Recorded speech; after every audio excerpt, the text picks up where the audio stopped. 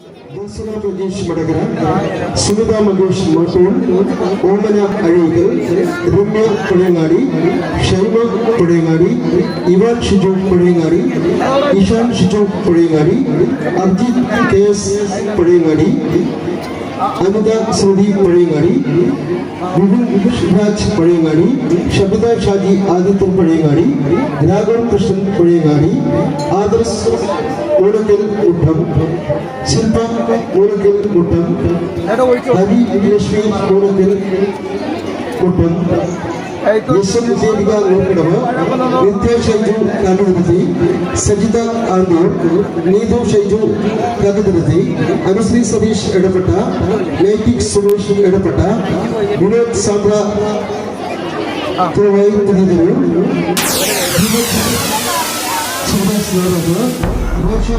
Dubai.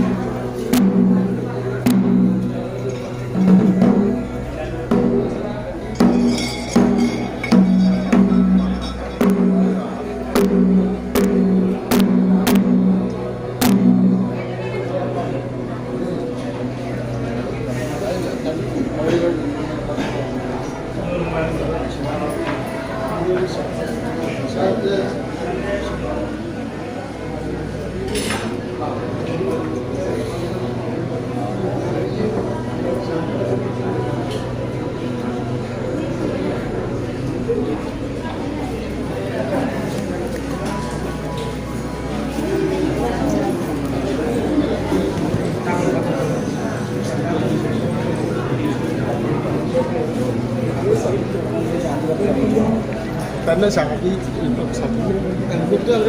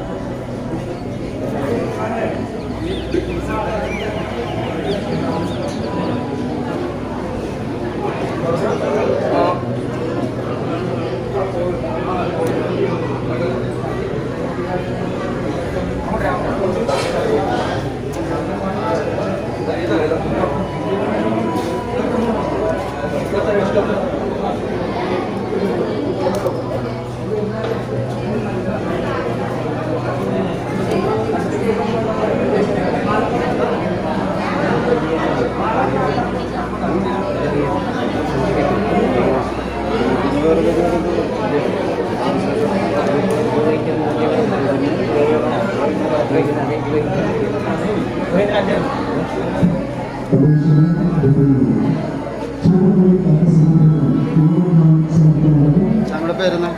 എൻ്റെ പേര് ക്ഷേമാനന്ദാണ്.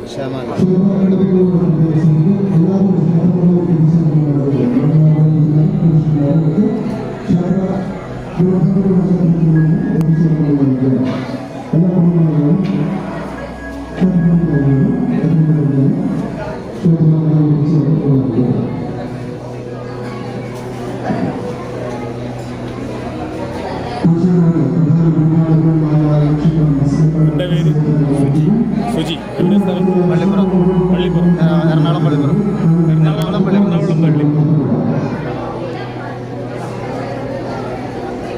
നിങ്ങളെ അങ്ങനെയുള്ള ആചാരം ഇങ്ങനെയുള്ള ആചാരം തമ്മിൽ വ്യത്യാസമില്ല അല്ലേ? അങ്ങ് ഒരു ഇത് ഉപയോഗിച്ചിട്ട് ചെയ്യുന്നൊരു കോലമില്ല അല്ല, അതിന് വേറെന്തോ ഒരു പേര് പറയാം. അങ്ങനെ അവരൊരു ഫുൾ കോമഡിയൊക്കെ പറയുന്നത് അല്ല, അത് ഒരു മാസ്ക് ഉപയോഗിച്ചിട്ടാണ് ചെയ്യാം. വെള്ള വസ്ത്രവും വെള്ള മാസ്കുമായിട്ട് ഉപയോഗിച്ചിട്ട് ഞാൻ ഇന്നുവരെ കണ്ടില്ല. ഇപ്പൊ അടുത്ത കാലത്ത് അതിപ്പോ വരുന്നവരെ കണ്ടു കഴിഞ്ഞാൽ അപ്പൊ തന്നെ അതിന്റെ കോമഡി പറയും. അതിനൊപ്പിച്ചായിരിക്കുള്ള കഥ കൊണ്ട് അതിപുരാതന കാലം മുതൽ തന്നെ ലോകത്തെല്ലായിടത്തും നാഗങ്ങളെ ആരാധിച്ചിരുന്നു. സർപ്പക്കാവുകളും പുള്ളുവൻ പാട്ടുകളും നിറഞ്ഞതായിരുന്നു ഒരു കാലത്ത് ഗ്രാമങ്ങളെല്ലാം. നൂറും പാലും നൽകി നാഗങ്ങളെ പ്രസാദിപ്പിക്കുന്ന ആചാരങ്ങൾക്കൊന്നും ഇപ്പോഴും മാറ്റങ്ങളൊന്നും വന്നിട്ടില്ല. സന്താന ലാഭത്തിനും ഐശ്വര്യത്തിനും മംഗലത്തിനും സർപ്പപ്രീതി ആവശ്യമാണെന്നും സർപ്പത്തിന്റെ അപ്രീതി മഹാരോഗങ്ങൾക്ക് കാരണമാകുമെന്നുള്ള വിശ്വാസം ഇന്നും ജനങ്ങളിൽ പ്രബലമാണ്. പാമ്പിന്റെ പുറ്റു തകർത്തയാളുടെ കുടുംബം തകർന്നതും പാമ്പിന്റെ തോടെടുത്ത ദുർവൃത്തന്റെ ശരീരം അതുപോലെ പൊള്ളി ഇളകിയതും നാഗക്കാവിൽ അശുദ്ധിയോടെ കയറിയ കന്യകയ്ക്ക് മംഗല്യം ഉണ്ടാകാത്തതും പാമ്പിൻ മുട്ട പൊട്ടിച്ച വീട്ടമ്മയുടെ മകൾ മരണപ്പെട്ടതും ചേറാടിയ പാമ്പുകളെ കൊന്നയാൾക്ക് സന്തതി ഉണ്ടാകാത്തതും വിശ്വാസികളായ മനുഷ്യർ കാതുകളിൽ നിന്ന് കാതുകളിലേക്ക് പകർന്നു. അതിലൊന്നാണ് പുള്ളുവനും അവന്റെ പാട്ടും. പുള്ളുവ വീണ പൂർണ്ണമായൊരു സംഗീത ഉപകരണമല്ല. ചില രാഗങ്ങളും സ്വരങ്ങളും മാത്രമേ ഇതിൽ വായിക്കാനാകൂ. കേരളത്തിലെ പട്ടികജാതിയിൽപ്പെട്ട ഒരു പ്രമുഖ സമുദായമാണ് പുള്ളുവർ. കേരളത്തിൽ നിലനിന്നിരുന്ന നാഗാരാധനയുമായി ബന്ധപ്പെട്ട് ഉപജീവനം നടത്തിപ്പോരുന്ന ഒരു ദ്രാവിഡ ജനവിഭാഗമാണ് പുള്ളുവർ. നാഗംപാടികൾ, പ്രേതംപാടികൾ എന്നിങ്ങനെ രണ്ട് ഉപവിഭാഗങ്ങൾ ഇവർക്കിടയിൽ ഉണ്ടായിരുന്നുവെന്നും പറയപ്പെടുന്നു. പുള്ളുവർ നടത്തിവരുന്ന ഒരു പരമ്പരാഗത കലാരൂപമാണ് സർപ്പം പാട്ട് അഥവാ സർപ്പം തുള്ളൽ എന്ന അനുഷ്ഠാന നൃത്തം. നാഗദേവതകളെ പ്രീതിപ്പെടുത്തുവാൻ വേണ്ടിയാണ് ഈ കലാരൂപം നാഗക്ഷേത്രങ്ങളിലും സർപ്പക്കാവുകളിലും വീട്ടുമുറ്റത്തും നടത്താറുള്ളത്. പുള്ളോർക്കുടം, വീണ, ഇലത്താളം എന്നിവ ഉപയോഗിച്ചാണ് പുള്ളുവർ നാഗസ്തുതികൾ പാടുന്നത്. സാമാന്യ വയലിനെ പോലെയുള്ള ഒരു തന്തിവാദ്യമാണ് പുള്ളുവ വീണ. ഇതിന് രണ്ട് ഭാഗങ്ങളുണ്ട്, കിണ്ണവും തണ്ടും. പ്ലാവോ തേക്കോ ഉപയോഗിച്ചാണ് തണ്ടു നിർമ്മിക്കുന്നത്. തണ്ടിന്റെ അറ്റത്ത് വൃത്താകൃതിയിലുള്ള ഭാഗം കിണ്ണത്തിന്റെ മുകളിൽ ഉറപ്പിക്കുന്നു. കുങ്കുമത്തിന്റെ വേരുകൊണ്ടാണ് കിണ്ണം നിർമ്മിക്കുന്നത്. മുഖം തോല് പൊതിഞ്ഞിരിക്കും. കിണ്ണത്തിന്റെ അടിഭാഗത്ത് തോലിലെ വട്ടക്കണ്ണിയിൽ ചരടുകോർത്ത് മുറുക്കുന്നു. കമുകിൻ തടുകൊണ്ട് പണിത കോലുകൊണ്ടാണ് പുള്ളുവൻ വീണ വീട്ടുന്നത്. നൂലാണ് തന്ത്രിയായി കെട്ടുന്നത്. കിണ്ണം ചുമലിൽ മുട്ടിച്ച് ഇടത്തെ കൈ കൊണ്ട് തലയിൽ പിടിച്ച് വലതു കൈയിലെ കോലുപയോഗിച്ചാണ് വീണ വായിക്കുന്നത്. കോലിലെ വിരലുകൾ വീണയിലെ തന്ത്രിയുമായി ഉരസുമ്പോൾ നാദമുണ്ടാകുന്നു. കോലിന്റെ അറ്റത്തുള്ള ചെറിയ ചിലങ്കകൾ ചലിക്കുമ്പോൾ താളശബ്ദം ലഭിക്കുന്നു. ബ്രഹ്മകുടം, വിഷ്ണു കൈത്താളം, കൈലാസവീണ എന്നീ 3 വാദ്യോപകരണങ്ങളുമായി നാഗഗോത്രത്തിലായി പരമശിവൻ മനുഷ്യരെ സൃഷ്ടിച്ചുവെന്നും ദർഭയിൽ നിന്ന് ഉത്ഭവിച്ച ഇവരെ പുല്ലുവർ എന്ന് വിളിച്ചു പോരുകയും ചെയ്തുവെന്നും പുല്ലുവർ പിന്നീട് പുള്ളുവർ ആയെന്നുമാണ് ഐതിഹ്യം. ഭൂമിയിലെ സർപ്പദേവങ്ങളെ പാടി പ്രീതിപ്പെടുത്താനായി നിയോഗിക്കപ്പെട്ടവരാണ് തങ്ങളെന്ന് അവർ അവകാശപ്പെടുന്നു. ആദ്യകാലങ്ങളിൽ 41 ദിവസം വരെ നീണ്ടു നിന്നിരുന്ന ഈ കലാരൂപം ഇന്ന് 9 ദിവസത്തിനപ്പുറം പോകാറില്ല. മണിപ്പന്തലിൽ വെച്ചാണ് സർപ്പപ്പാട്ട് നടത്തുന്നത്. കന്നി, തുലാം, കുംഭം, മേടം തുടങ്ങിയ മാസങ്ങളിലാണ് സർപ്പം തുള്ളൽ നടത്തുന്നത്. സർപ്പം തുള്ളലിന് കാർമ്മികത്വം വഹിക്കുന്നത് പരമ്പരാഗതമായി പുള്ളുവർ സമുദായങ്ങളാണ്. ചുറ്റിപ്പിണഞ്ഞിരിക്കുന്ന 2 നാഗങ്ങളെയാണ് ചെറുതായി കളത്തിൽ ചിത്രീകരിക്കുന്നത്. നാഗപ്പണം കിഴക്ക് വരുന്ന രീതിയിലാണ് വരയ്ക്കുക. സർപ്പം തുള്ളൽ നടത്തുന്ന തറവാട്ടുകളിൽ അവിടുത്തെ മുതിർന്ന സ്ത്രീ കർമ്മങ്ങൾക്ക് നേതൃത്വം നൽകും. ഇവരെ സഹായിക്കാൻ ഒരു പെൺകുട്ടിയും ആൺകുട്ടിയും ഉണ്ടാകും. കാപ്പും കന്യാവും എന്നാണ് ഇവരെ വിളിക്കുന്നത്. സാധാരണയായി 12 വയസ്സിന് താഴെയുള്ള ബാലികാബാലന്മാരെയാണ് ഇതിന് തിരഞ്ഞെടുക്കുന്നത്. 9 ദിവസത്തെ വ്രതമെടുത്ത് വേണം കർമ്മത്തിന് തയ്യാറാകാൻ. കയ്യിൽ മഞ്ഞൾ കഷ്ണം ചേർത്ത് ചെറുക്ക് കെട്ടുന്നതോടെ കാപ്പും കന്യാവും കർമ്മികളാകും. പട്ടും മഞ്ഞളും ചാർത്തി വിളക്കിന് മുൻപിൽ നാഗങ്ങൾക്ക് 100 പാലും നൽകും.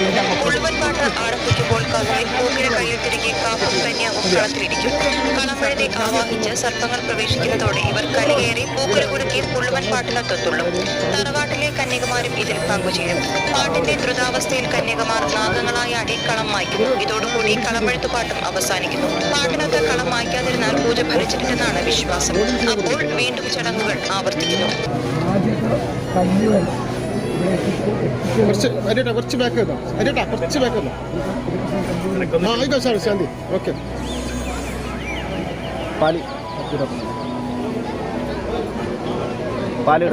ഇടപെടി പിടിച്ചല്ലോ.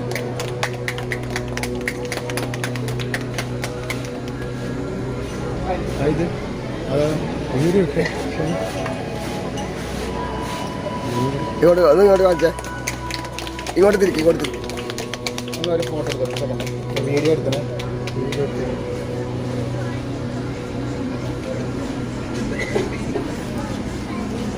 ഓക്കെ,